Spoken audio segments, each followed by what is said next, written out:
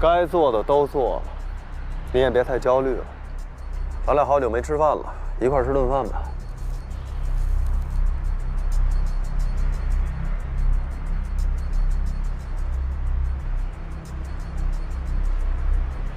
吃什么呀？回家做碗面得了。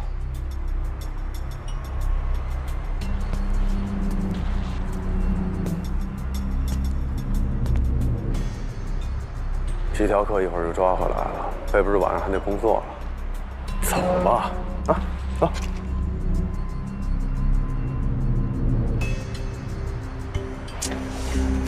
你看，你点劲儿，我请客，行吗？啊？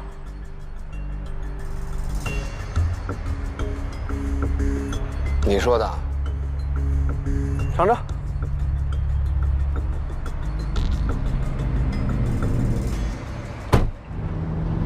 跑这么大老远就为吃碗面，布控在最西头，咱们跑到最东头去吃，哈，一会儿再折回来研究案子。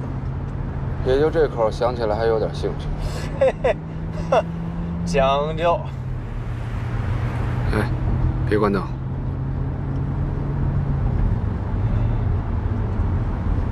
怎么着？想跟外面证明咱俩都是清白的？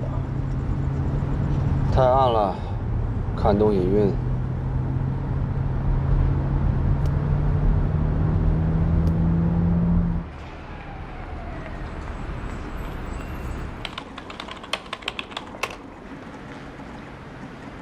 目标锁定了，在景阳区秀春路一带。好，保持联系，出发。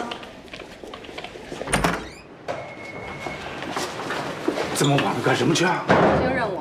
什么任务非得你去？别人去不行吗？你以为谁都像您刘队一样清闲啊？别影响警察办案。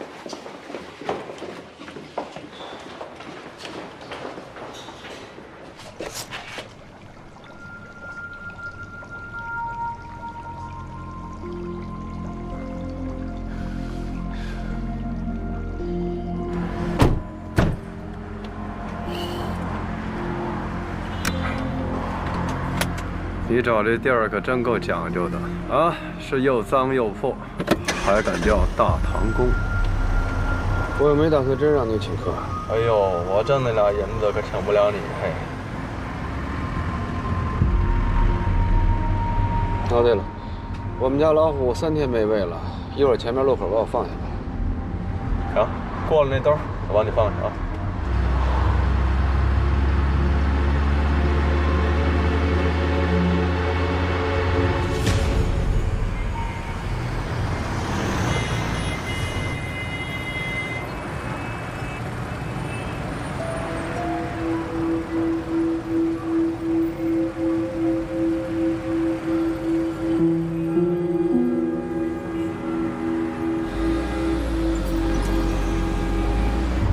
要不算了吧，我把你送回去吧。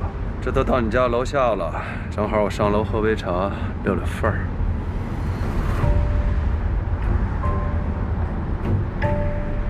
好啊。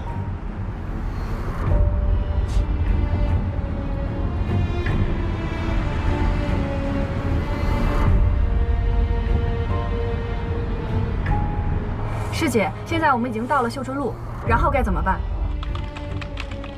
继续向前，路口右转。好。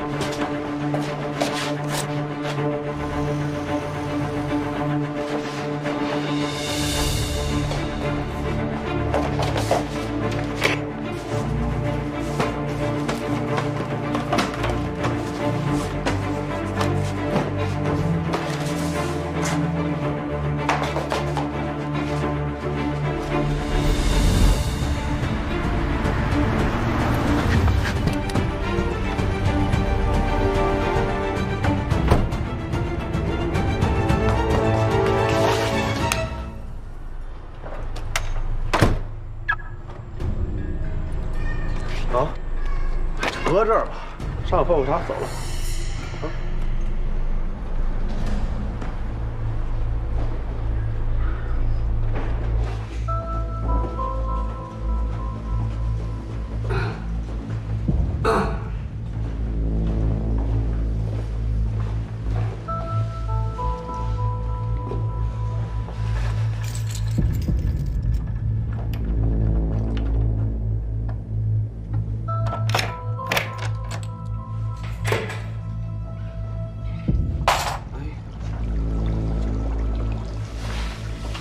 怎么了？钥匙掉了。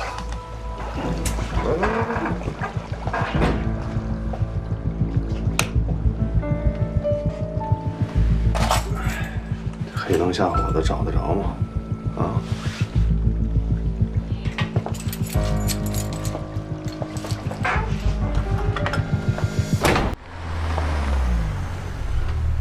已经到博美酒店楼下了，确定是这里吗？确定。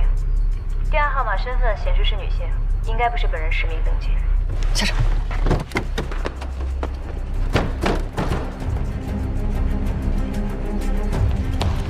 你好，我们找个人，咱们分头搜，快！走。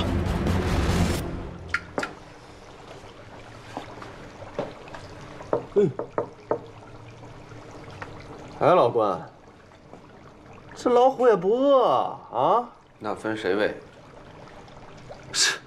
这玩意儿还认生啊？哟，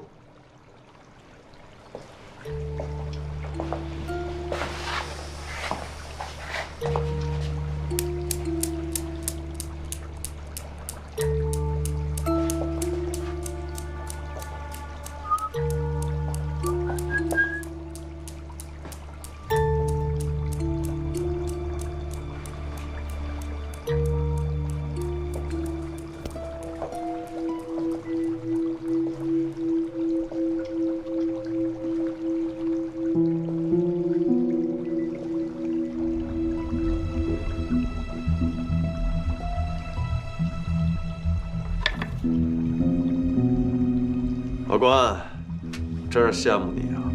我要有这么个双胞胎弟弟就好了，有什么事儿还能照应照应。去这边。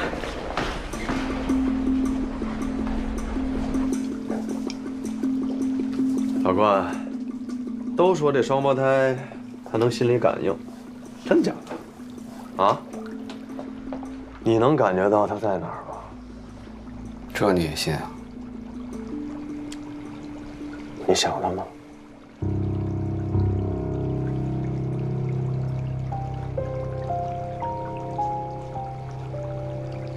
你说呢？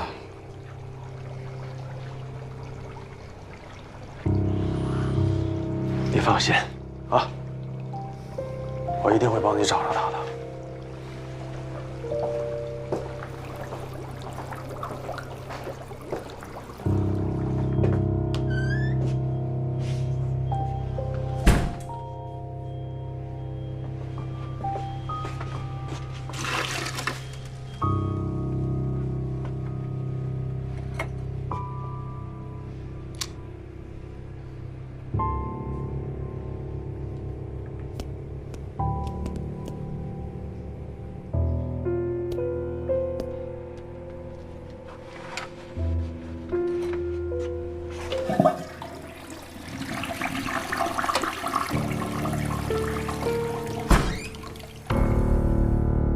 撒个尿啊！快快快！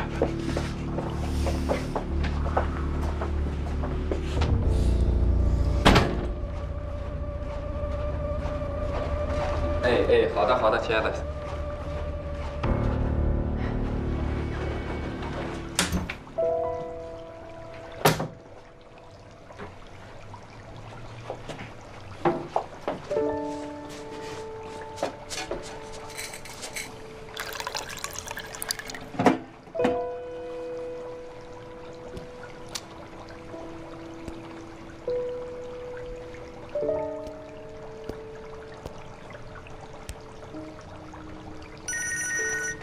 喂，周队，位置锁定了。让小周他们盯紧了，我们马上就到啊。喝茶。茶就不喝了，赶紧办案吧。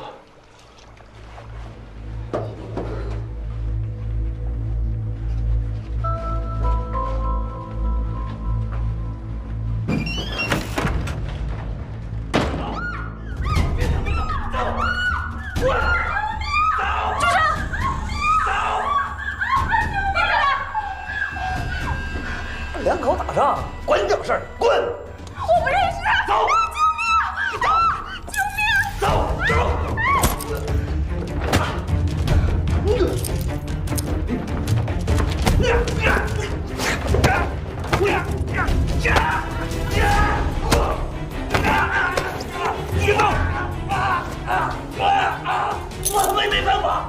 放开什么？放开我！我是好人，放开我！那你刚才在干什么呢？现在警察连我家务事都管，是不是？那是我老婆。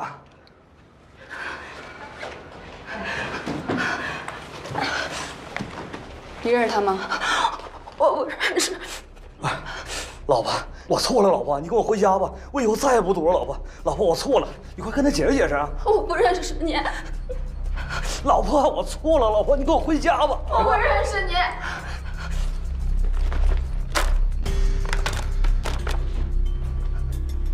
怎么回事？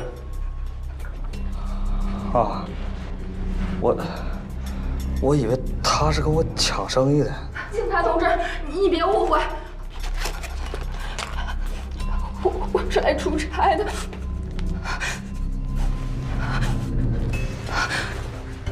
带走吧。走。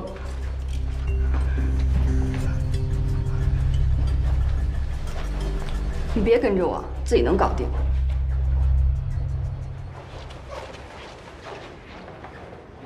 抓着了。好，队里见啊！哎。皮条可抓着了。抓着了。小周这事儿干得不错，回队里审。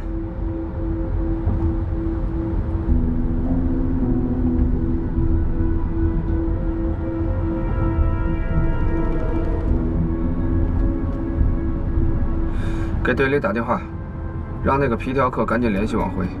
这个王辉很可能患有性欲亢进症，简单点说就是性瘾综合症。一旦发作了，跟毒瘾差不多，焦虑、狂躁不安，甚至有可能出现性情大变的情况。他已经4天没有联系皮条客了，现在正是引蛇出洞的好时机。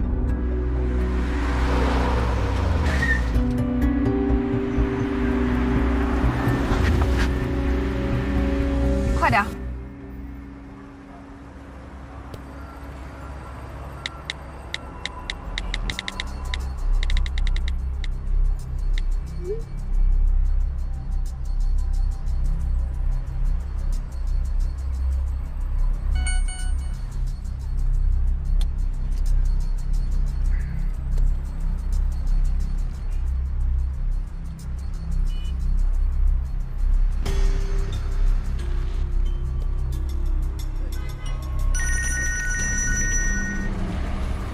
喂，王辉上钩了，约在岳庄桥见。下一步我们该怎么办？先到岳庄桥吧。啊，我们在那儿会合。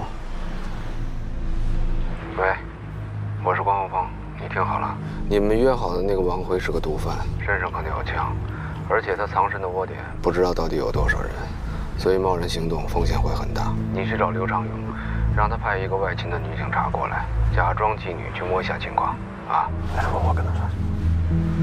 哎，对了，你跟老刘说啊，让他派2探组的孙小燕去执行这次任务啊。你有想过周迅为什么派你盯着我吗？因为你是刘长勇的女儿，大家都看得出来，凭你的素质根本没有能力在一线，别给大家添麻烦，别给大家添麻烦。周队，我申请来执行这次任务，现在时间紧，调人至少要半个小时。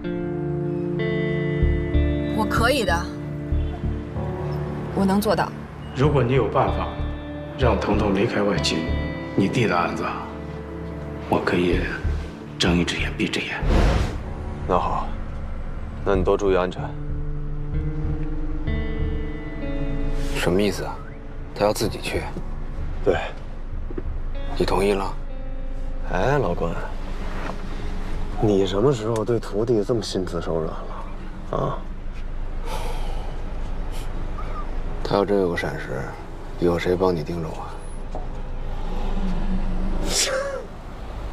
我还不是为了你啊！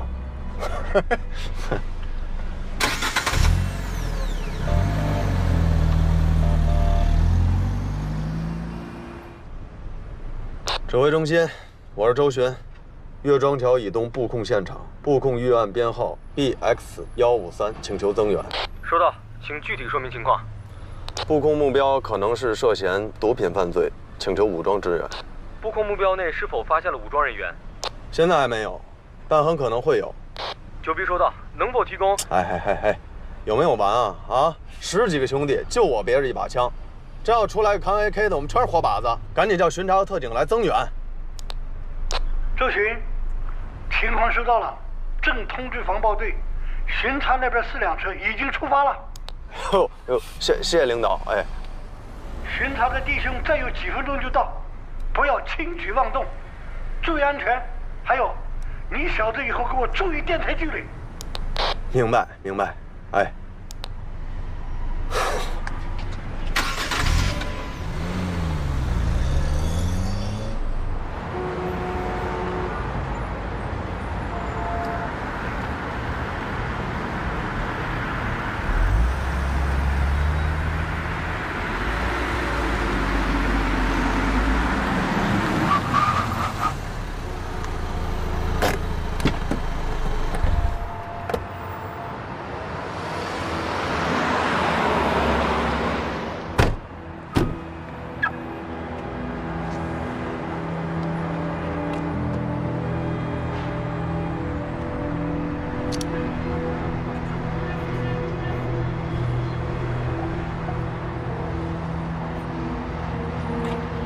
我去上个厕所。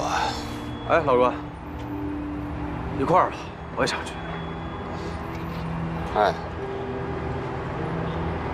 咱俩得留一个人等周书童啊，要不你先去吧。行，算，你先趁我走，你先去。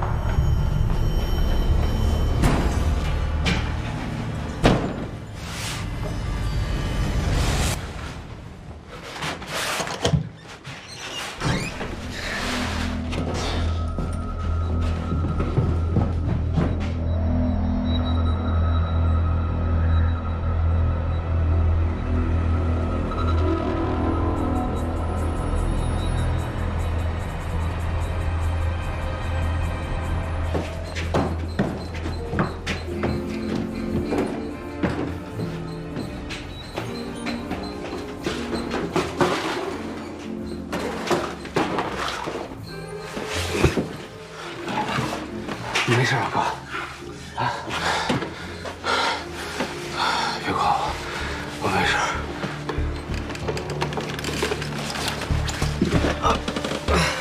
听我说，哥呢已经被周巡监控了，今后要格外小心。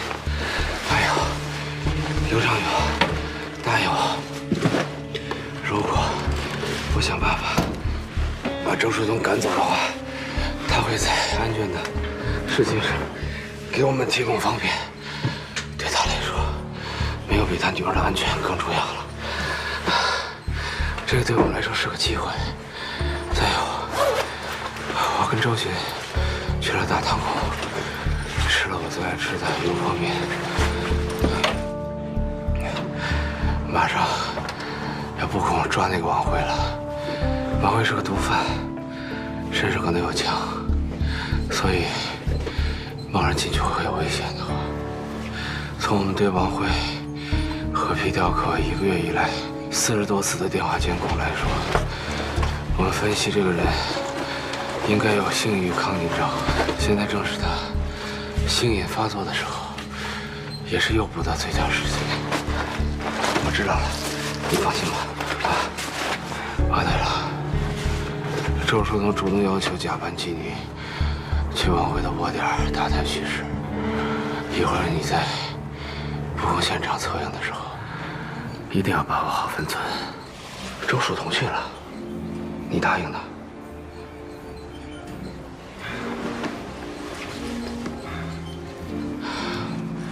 时间不多了，你赶紧出发吧。出门要快，一直走100多米左右，然后对面路口，我跟他们说我是出来上厕所的，过去吧。那你没事啊？放心，没事。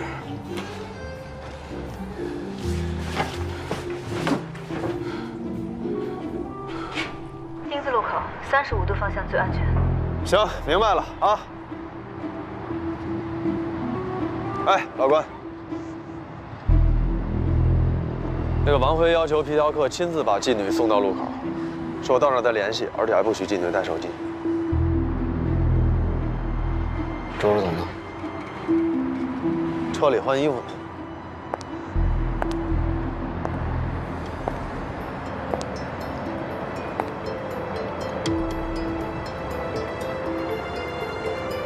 这样行吗？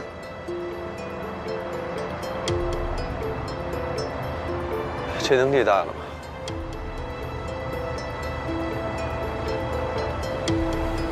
听好了啊，你现在叫莎莎，23岁，大学毕业，刚入行，是个新人。等一会儿进去一定要见机行事，观察环境以后，跟我们保持联系，迅速发出信号。我现在跟你对一下行动暗号。你真帅，就代表里面只有王辉，没有别人；你真行，就代表他没有武器。只要你发出这2个信号，我们就会立刻行动。可如果现场情况……这个你放心。如果这2样事情可以排除，剩下事儿交给特警就行了啊。来，再对一下行动暗号吧。你真帅，代表里面只有王辉，没有别人。你真行，代表里面没有武器。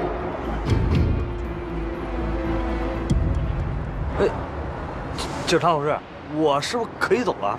你去哪儿啊？告诉你，跟老子把戏演好了，你的账回头再算。来，把它放开啊！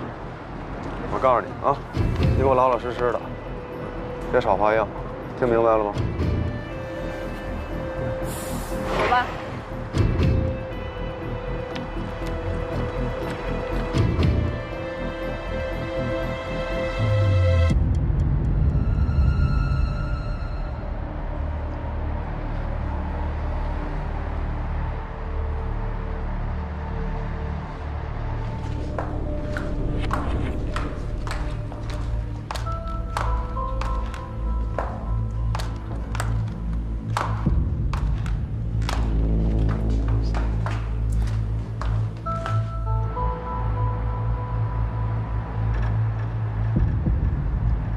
周哥，他们俩已经进那个9号地下室了。好。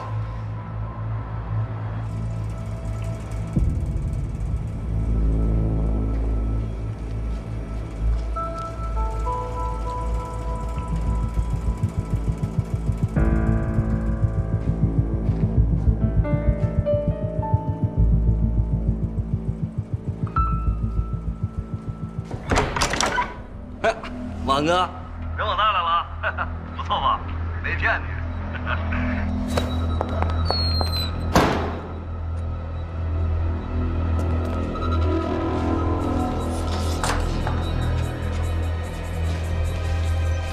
新来的。叫什么名啊？莎莎。莎莎。多大啊？23岁。大学生啊。啊，刚毕业不久。你这衣服脱了吧，你不热吗？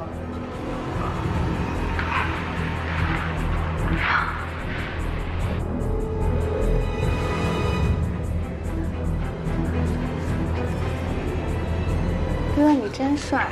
是吗？你比他们说的都帅。是啊。那他们还跟你说我啥呢？哥，你这是仓库吗？放的都是些什么呀？我第一次来这种地方，刚才从走廊过来的时候，都快吓死了。来，妹妹，渴了吧？喝杯水。啊，我不渴，谢谢。你看，哥又不是坏人。操，孙子不会下药吧？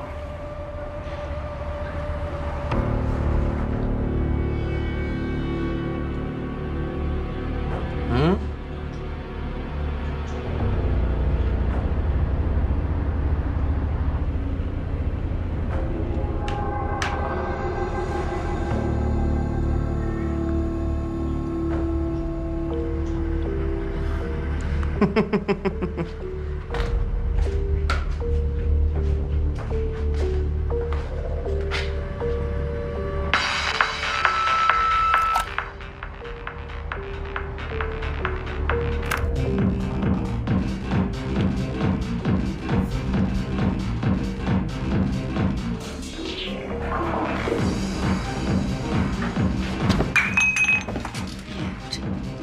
香。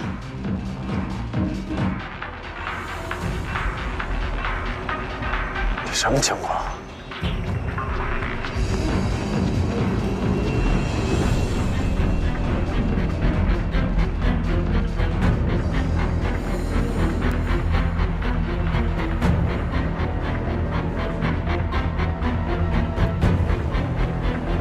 不会他妈出事儿吧？来，所有人注意，行动！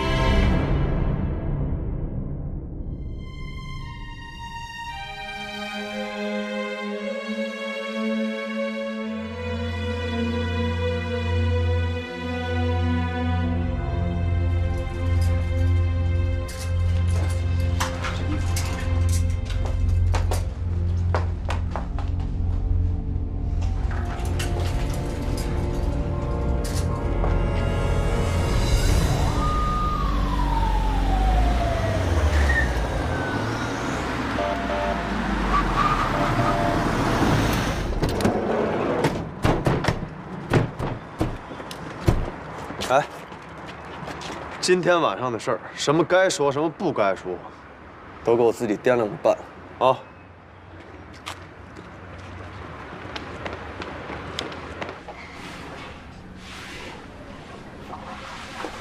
行了，喝点水吧。王辉呢？周队还在审，放心吧。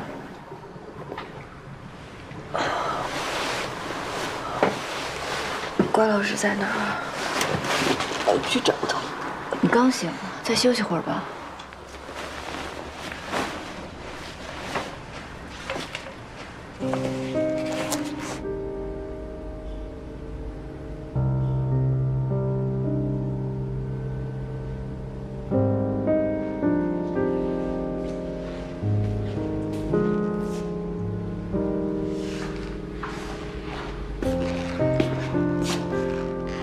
没事吧？当时你一直没发出信号，所以周巡判断可能出事儿了，我们一帮人就闯了进去。你那会儿晕倒在地上，不过还好，没事了，人也抓着了。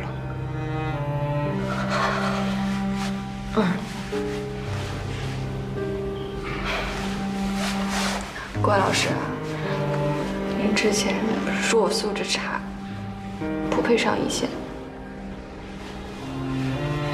我就是太想证明给您看了。我也知道我现在不够好，我也不配上一线。但你相信我，我会努力的。虽然我知道大家都不想告诉我，但我知道刚才发生了什么。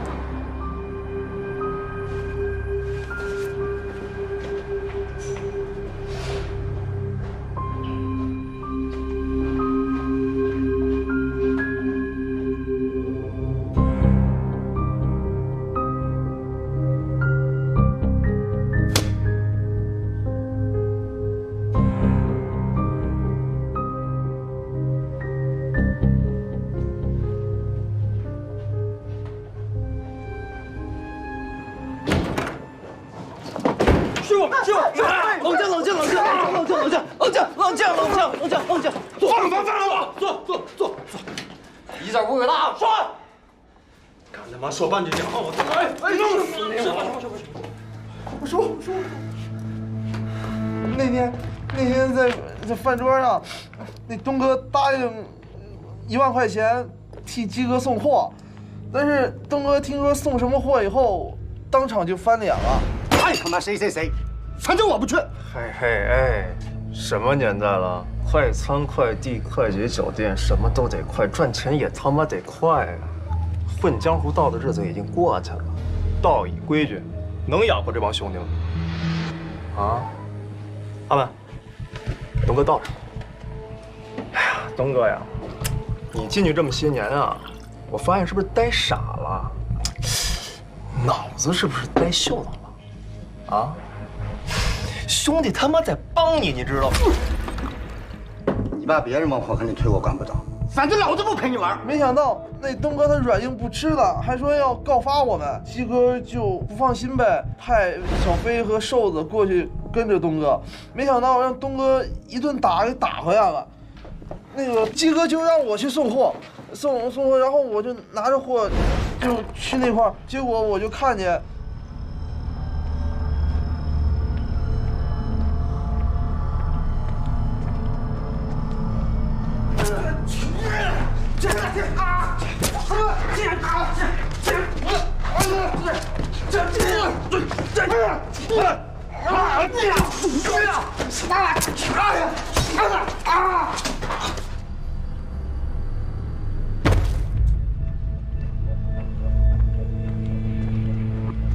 喂，耀哥，出事儿了！我马上就给鸡哥打电话，问他该怎么办。鸡哥说让我在那等着，他马上就过来。过个10分钟，过10分钟鸡哥就到了。我本来以为鸡哥是要把东哥送到医院去的，没想到他就……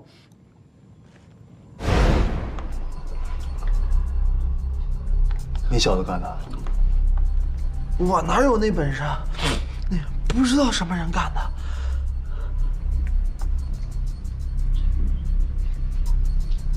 耀哥，现在把他送医院还有救吧？这个。不是，耀哥，东哥以为砍他那个人是鸡哥派过来的，一睁眼一看到鸡哥就要跟他拼命，然后还说要把我们的事儿都给捅出去。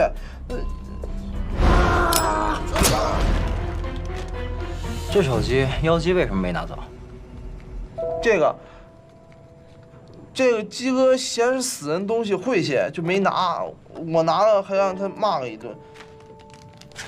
砍人那人长什么样看清了吗？太黑了，没看清楚。不过那一瘸一拐的，应该是个瘸子。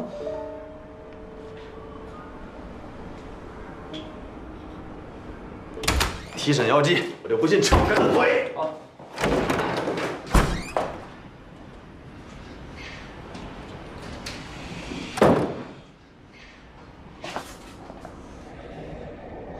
把那个齐卫东的死还牵出来一桩贩毒案，这算他临死做了件好事吧？妖姬这块骨头算是难啃的。总之，先让他把这命案交代清楚再说。齐卫东出狱之后，是打算做好人的吧？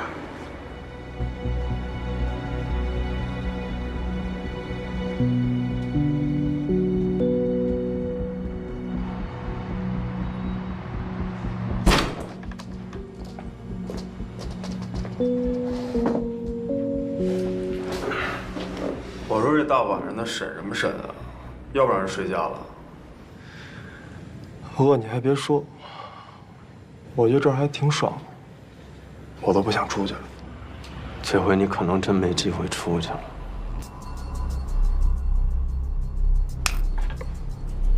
说说吧，齐卫东是不是你杀的？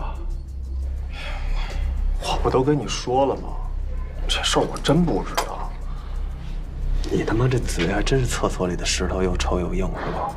王辉该说的不该说的可全都说了。王辉，你炸我了！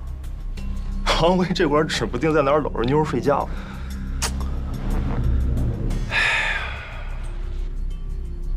王辉哥说你扎齐卫东那一刀的时候，可没这么墨迹啊。王辉说我捅东哥的。对。靠！丫他妈疯了吧？反过来反咬我一口。好，他不仁我也不义了。我说，我都说。各位，给我根烟。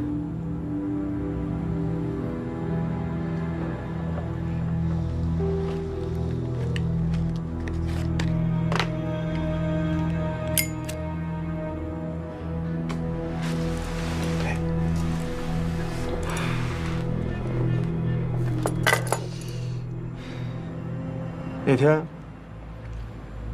我派俩兄弟跟着东哥，后来被东哥发现给打回来了，我就派王辉跟着。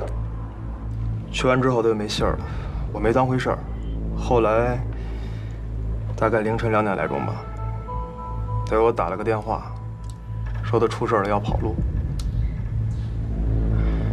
说我当时没多想，那他妈是假的。不过我没想到他出这么大的事儿。你是说王辉杀的齐卫东？这事儿我不知道你们怎么认，反正在我看，这他妈就算个意外。王辉那小子衰呗。王辉碰到东哥的时候，正碰到东哥跟一人打架，那人拎着刀子，东哥身上中了好几刀，地上流的全都是血。王辉掏出匕首一帮东哥，结果那哥们儿还他妈挺厉害，一下就把王辉给制住了，顺势一推，俩人倒地上。爬起来的时候，王辉看到匕首正好扎在东哥的胸口上。那人一看这样，撒丫子就跑。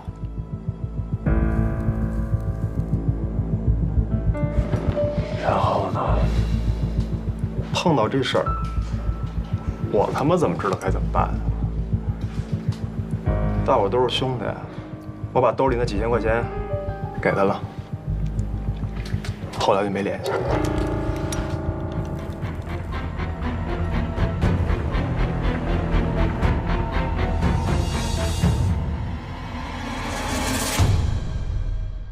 王辉掏出匕首一帮东哥，结果那哥们儿还他妈挺厉害，一下就把王辉给制住了，顺势一推，俩人倒地上。爬起来的时候，王辉看到匕首正好扎在东哥的胸口上，那人一看这样，撒丫子就跑。碰到这事儿，我他妈怎么知道该怎么办？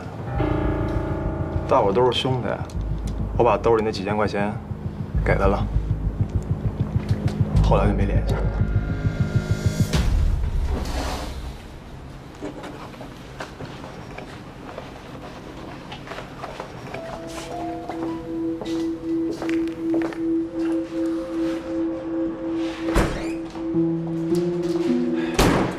王辉说是妖姬干的，妖姬说是王辉干的。唉，两个人咬来咬去的，到底是谁呢？不管是谁，总还有一个人，得把那瘸子找着。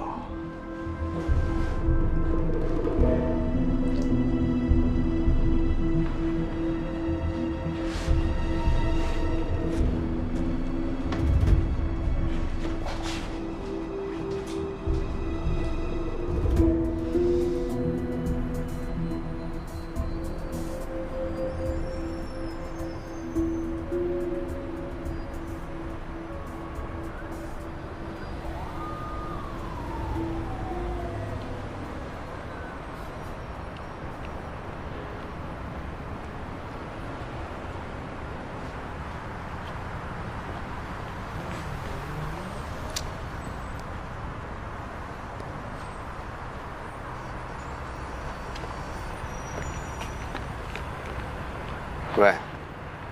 哟，找我什么事儿啊？喂，喂，你怎么不说话呀？我是来自首的。老伴儿。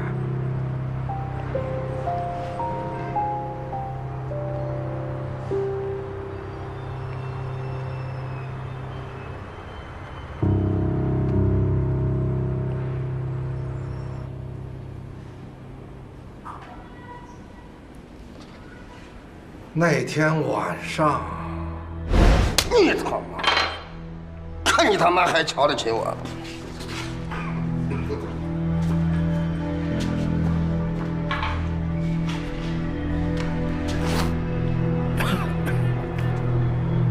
臭丫头，瞧不起我！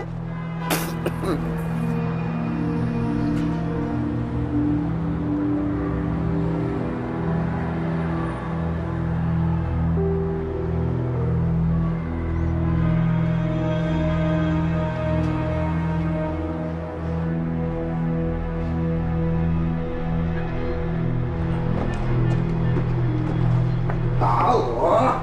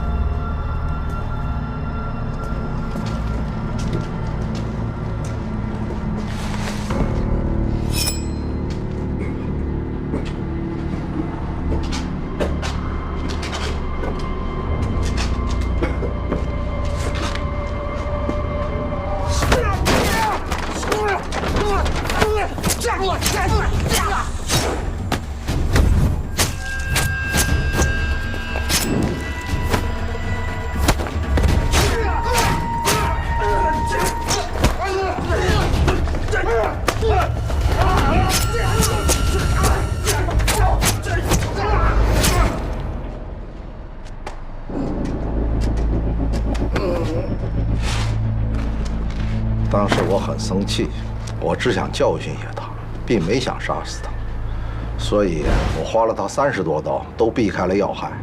如果有人发现，1个小时之内把他送到医院，他就不会死。可杰卫东最后还是死了。你知道凶手是谁吗？我走了以后啊，又不放心，我担心，万一没人发现。 他死了怎么办？毕竟啊，那个胡同太偏僻了。于是我就返回去了，我就看见了。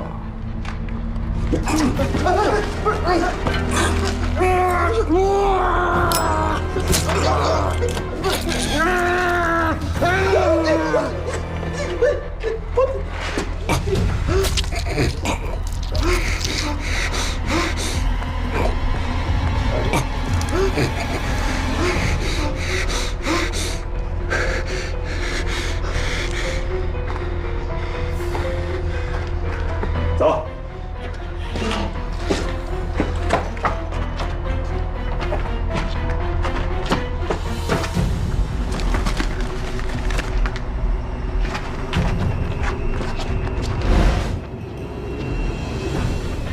先安排嫌疑人辨认吧。好。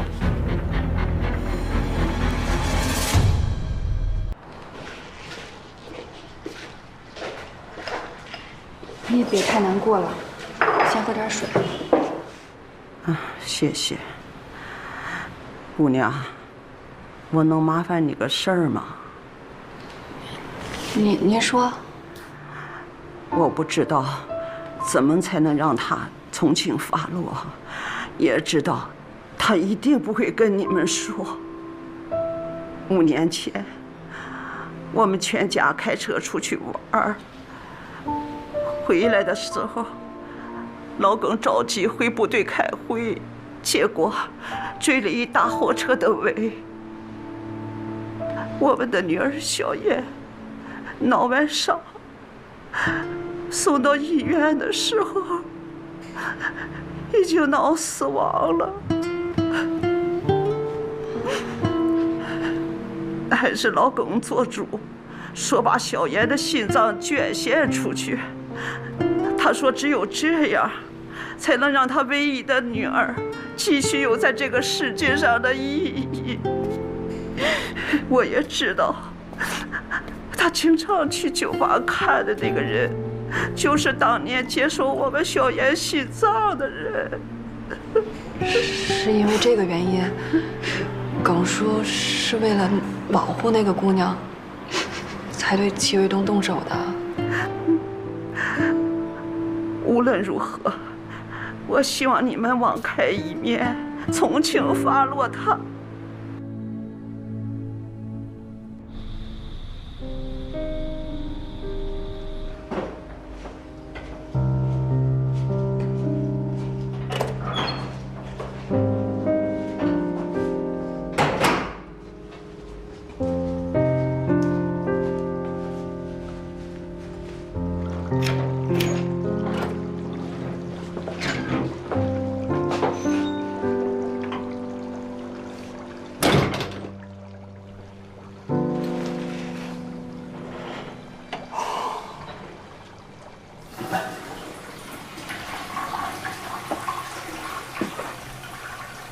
怎么样，顺利吗？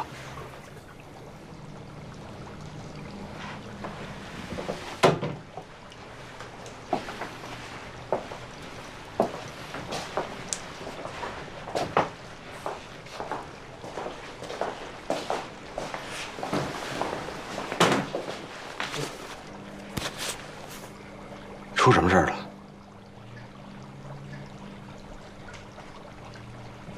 问你话呢。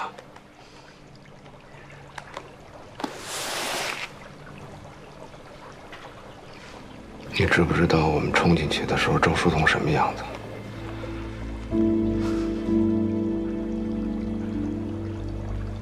你是不是以为你把周书彤交出去就能换回真凶啊？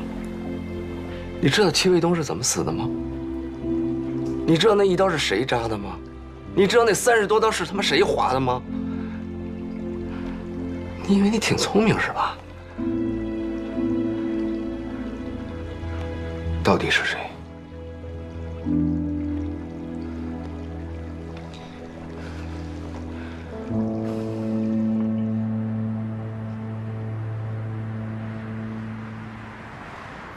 说，毒品藏哪儿了？怎么着？我就是一 dealer， 还杀了人，反正都是死罪。要烧要剐，你们看着办吧。毒品，你们自个儿找去吧。你们警察不是挺牛逼的吗？都这个时候了，你还嘴硬啊？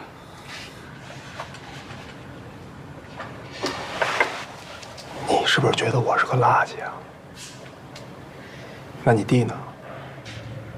如果我是垃圾，你弟就他妈是狗屎。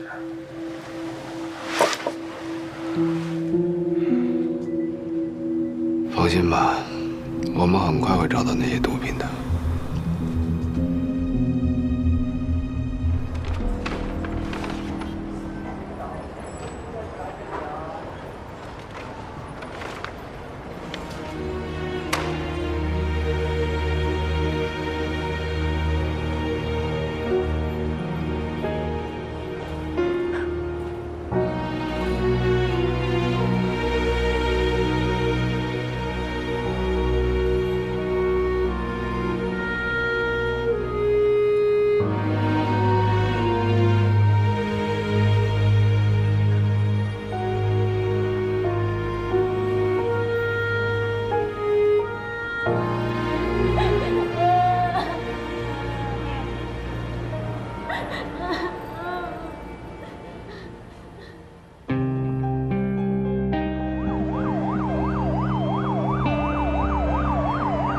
根据最新气象分析，目前大气环流发生调整，副热带高压增强北抬，暖湿气流活跃，我市将提前进入梅雨季节，望广大市民做好防梅准备。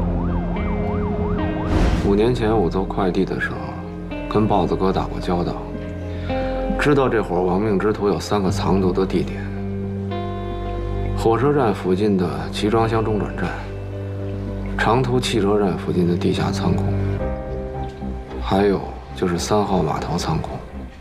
根据监控录像分析，妖姬经常去的地方有3处：城东他父母家、城北小三的住处，还有城南码头附近。我们分头排查。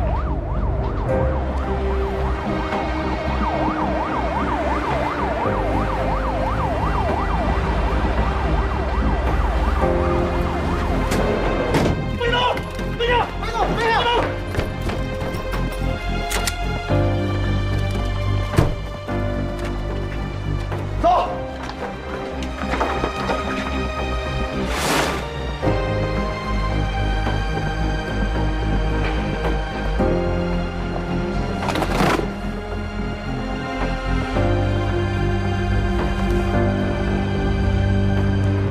之前那个毒贩子跟妖姬说毒品有点潮，我猜妖姬藏毒的地点应该就是3号码头。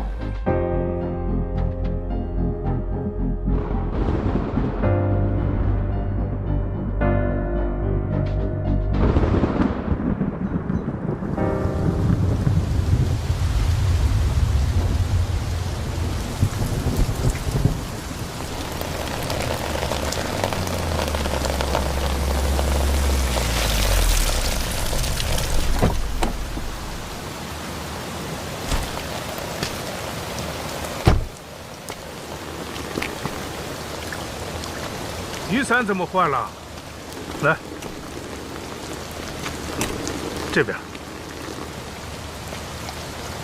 这是4号院，跟隔壁的5号院、6号院一样。今年5月啊，整体拆迁，所有的住户都搬走了。隔壁小区已经开始拆了。目前啊，只有这栋楼还保留着。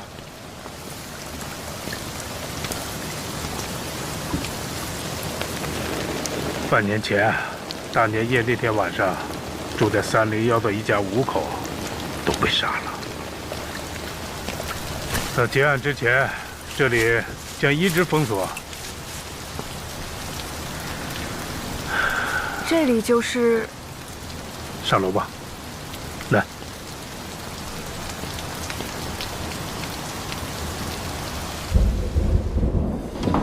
凶手是晚上10点多钟进的楼。因为小区太旧，4周就没有布设安防监控，这时间是汇总各种线索推断出来的。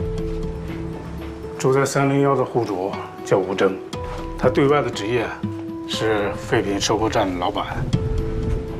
可调查发现，他还经营一个各种违禁品的中转站，且可能与犯罪集团有密切关系。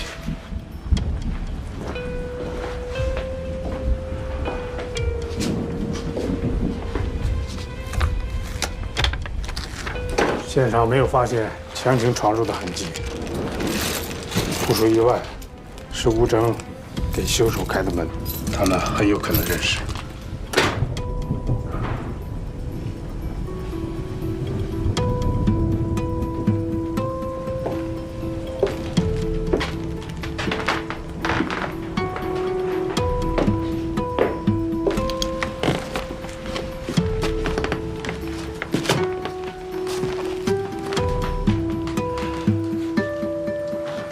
这就是吴征，尸体被发现时面朝下，背朝南，这说明啊，是吴征领着凶手进屋时背后遇害的。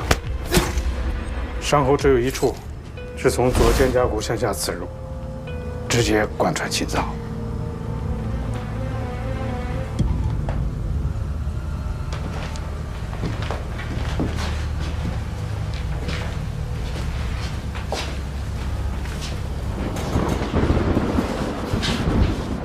这是吴征年近70的母亲，她应该是听到了门厅传来了某种声音，或许是吴征的叫声，她便从沙发那起身，向门厅走去。凶手迎面给了她2刀，一刀卡在第6、第7根肋骨间，没有伤及脏器。凶手调整了第2刀，从圆颈处呢平行刺入，造成了长达12公分的贯通伤。发现老人尸体时，他手里拿着毛衣针，还有他给孙子织了一半的毛衣。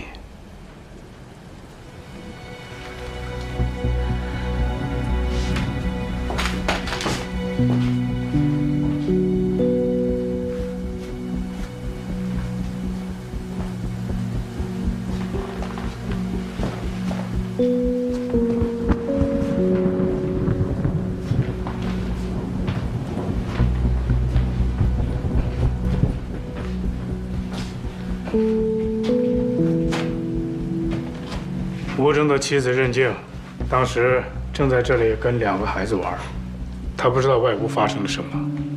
高亚楠呢，对这里喷溅的血迹进行了分析，还原了任静遇害的大致情景。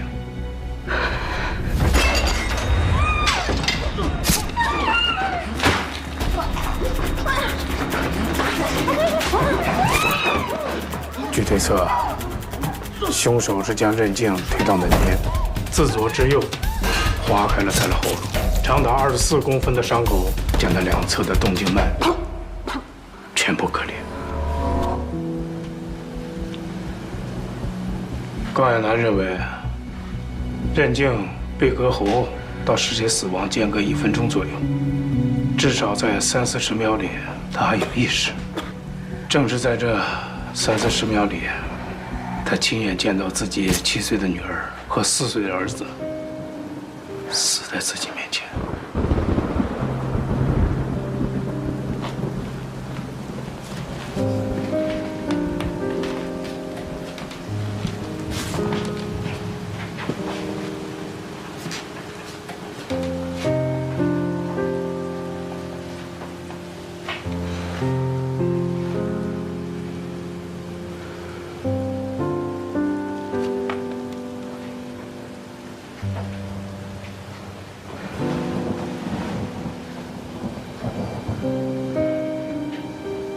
就是是的，依据现场采集的指纹、DNA 以及一位近距离目击证人的陈述，都可以确定，凶手就是关宏峰的孪生弟弟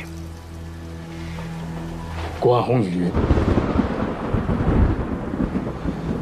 关宏宇表面上是宏宇物流的老总。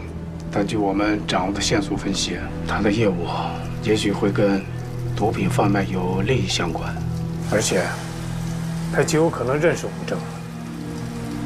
我推测，他们俩表面上是合作关系，但暗地里存在竞争，且吴征一定是掌握了关宏宇的一些秘密，以至于埋下祸根。关宏宇认为，警方一定是掌握了吴征贩毒的证据，将要实施抓捕。他把其中牵涉出自己，便来找吴征验口。因为当时吴征的家人都在，他便下决心斩草除根，免了吴征万难。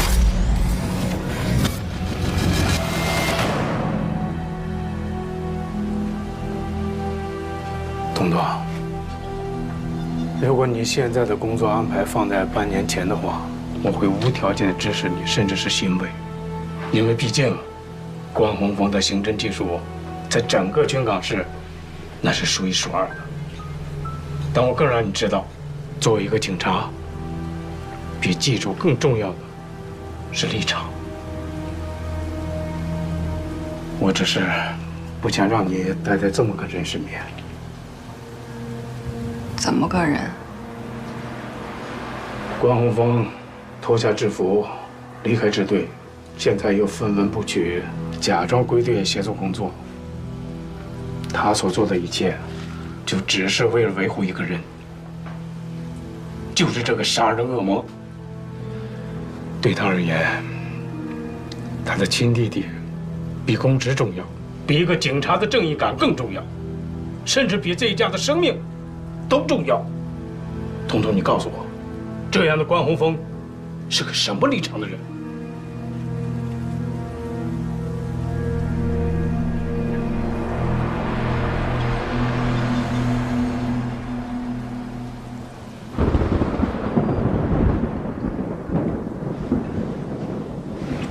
我越来越看不清你了。你明明和妖姬认识，还知道妖姬和吴征也认识，却对我只字不提。那也得分认识到什么程度。我跟楼下小卖部大爷还认识呢，也得向你汇报啊。你能从一句“货有点潮”就能判定藏毒的位置，如果不经常跟他们接触，哪儿来的这些经验？你还有多少事儿瞒着我？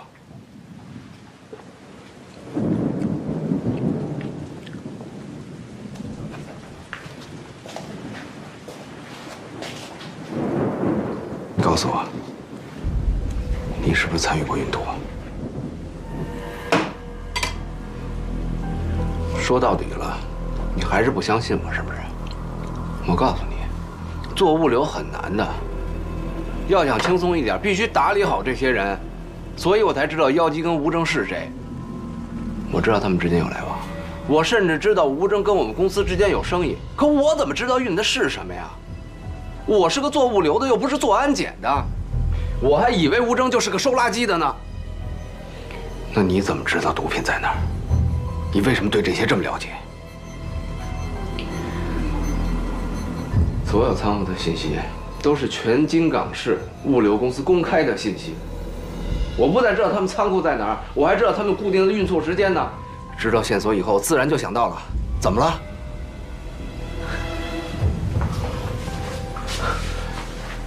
还运毒？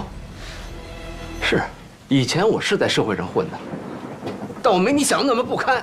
反倒是你，没想到你作为一个警察竟然这么黑。你说什么？我问你，如果昨天晚上周书彤死了怎么办？没有如果，没有如果，挺自信啊。那武玲玲怎么死的？作为警察，为了维护法纪和正义，我们必须有牺牲的精神和觉悟。我们是老百姓的最后一道安全防线，只有做到坚定无畏，才能保证老百姓安全。所以我们叫人民警察，而你当不了警察。别再跟我提武玲玲。我告诉你，那天晚上我更希望死的人是我。我不光不怕死，我更不怕打一灭亲。所以你给我老实点儿。如果让我发现你有问题，就算你是我弟弟，我一样会把你送进去。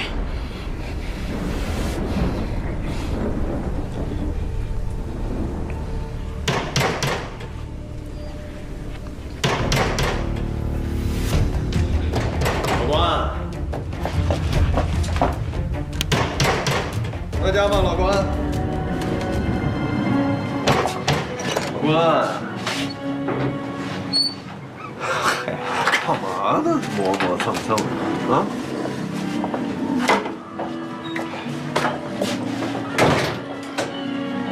没听见。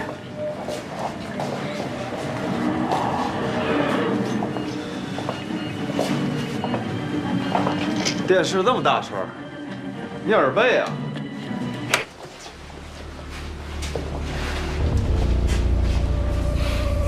你怎么来了？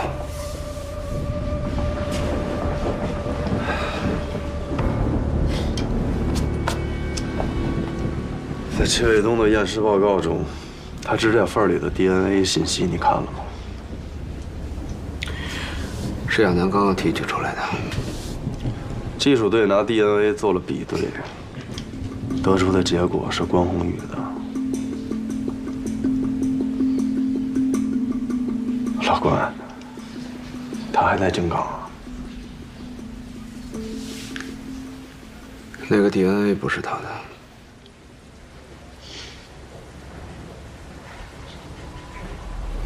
什么意思？你不是一直在问我跟亚楠有没有私下见面吗？那天晚上，是我跟亚楠约在了银宿酒吧聊我弟的事儿，结果碰上了齐卫东。跟他打架的人是我，他身上的 DNA 是我的。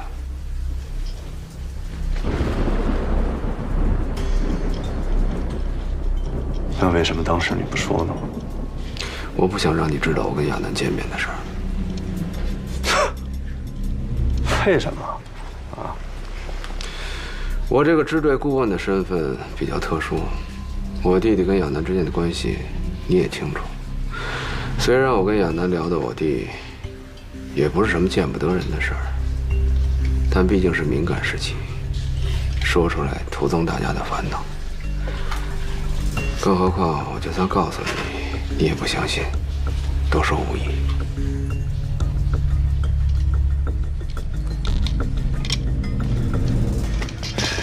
得，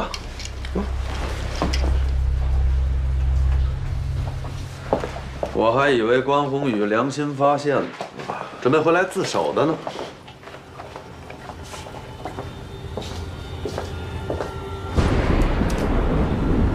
上次那茶不错，走得急没喝上，再给泡一杯呗。你不是来喝茶的吧？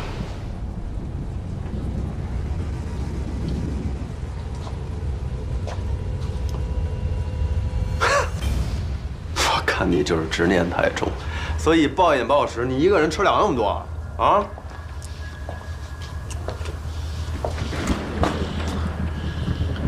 留着给老虎的。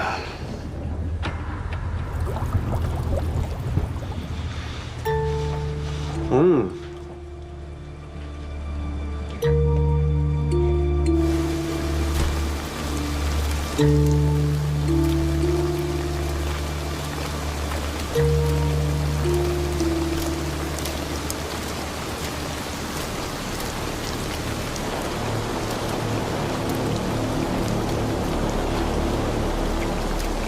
哎，刘，你干嘛去啊？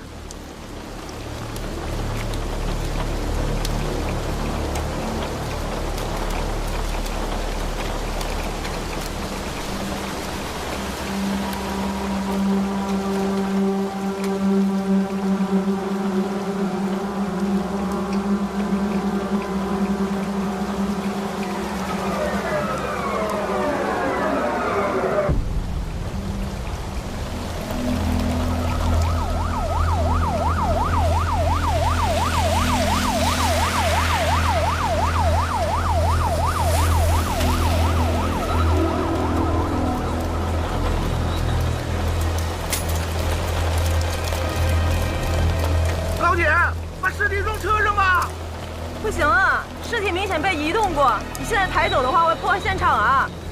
拿走吧，拿走吧，拿走，拿走，走。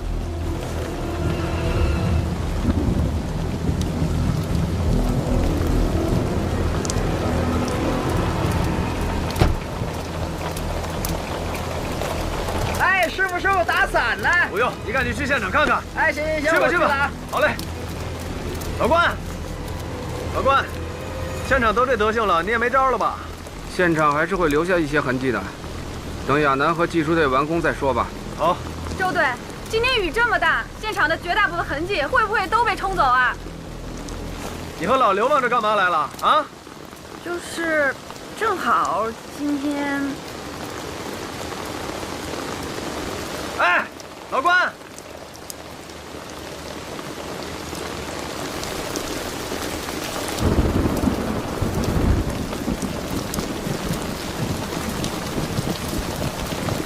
真是个不祥之地呀！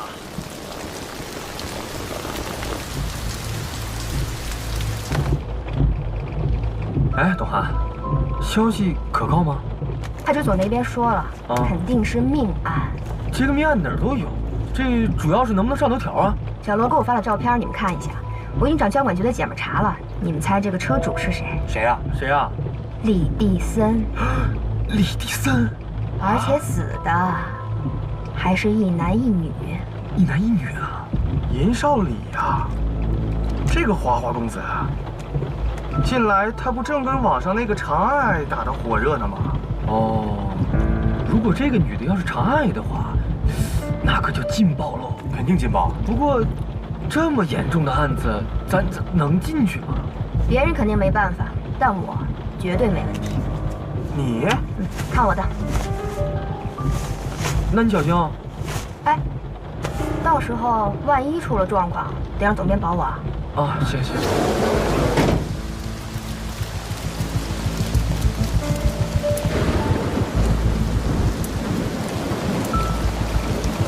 哎，啊，放心吧。切，你这得收拾到什么时候啊？是不是？我帮你吧。要不然，咱们把这块地面全部都铲走，回去慢慢筛。你看有道理吧？哎，高哥，去拿把铲子呗。哎，谢了啊，谢了啊。你愣是干啥？赶紧去！哎呦呦，别淋着，别淋着，把帽子戴好。没事，我没事。别着凉。来，搭把手，搭把手。哎，我来帮你。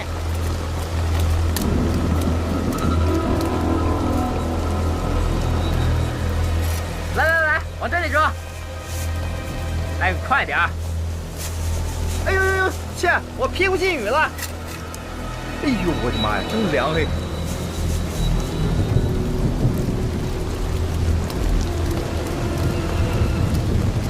怎么样？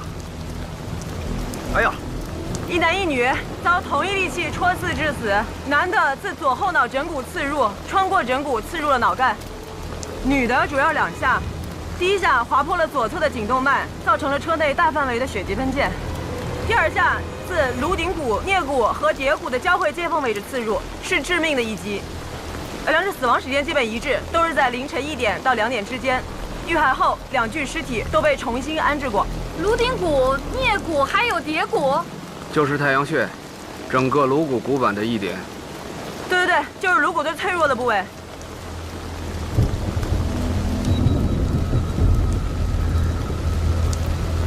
小豹，快来！哎，来了！哎，豹哥！啊？技术队在里面吗？他们让我拿这个。哦，在里面忙活呢，快！好。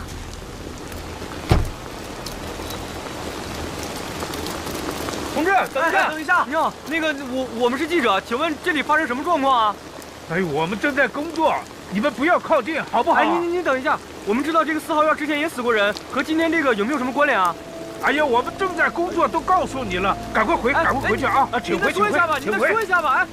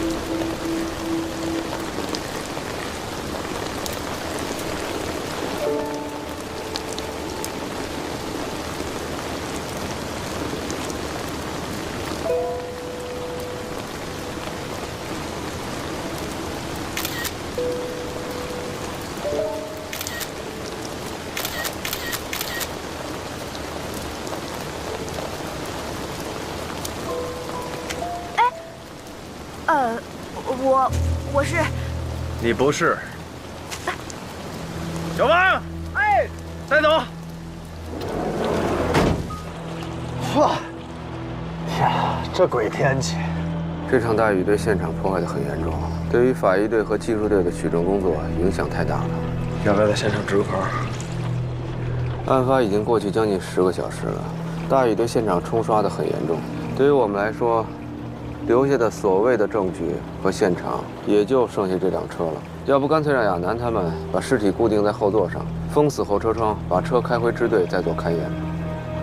目前情况来看，2名被害人应该是在车内发生关系的时候遇害的，很有可能是凶手击碎后车窗以后，从车内把车门打开，在极短的时间内对2名被害人实施了谋杀。不过，有些古怪。古怪。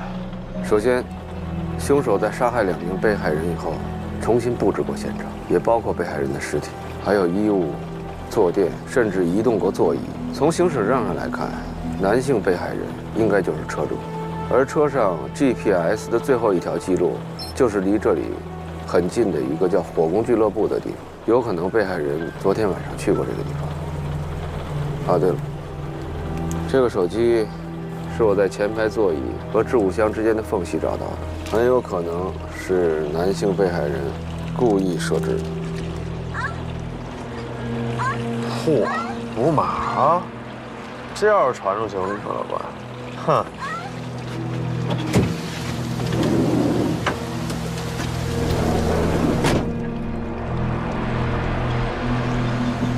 说话说的不是时候，伤口上撒盐，你最在行。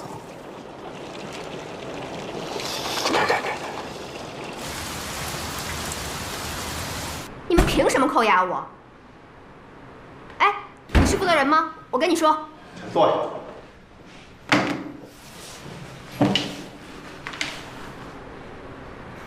这位同志，我是一个有国家新闻总署核准资格的记者，有权知道事实的真相。你们没权扣押我。而且我们社和你们区一直保持良好的合作关系。